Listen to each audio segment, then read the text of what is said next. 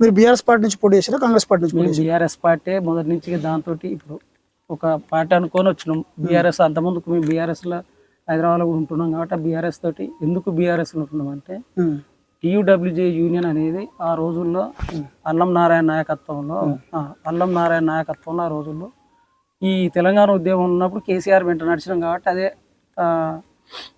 అలవాటుగా ఆ పార్టీతోటి ఆ కేసీఆర్ వెంటనే నడిచిన ఆ ఉద్యమంలో ఆయనతోటి ఉన్నాం కాబట్టి మీకు తెలుసు తెలంగాణ జర్నలిస్ట్ ఉద్యమంలో టీజేఎఫ్ పోరాటం మీకు కూడా తెలుసు.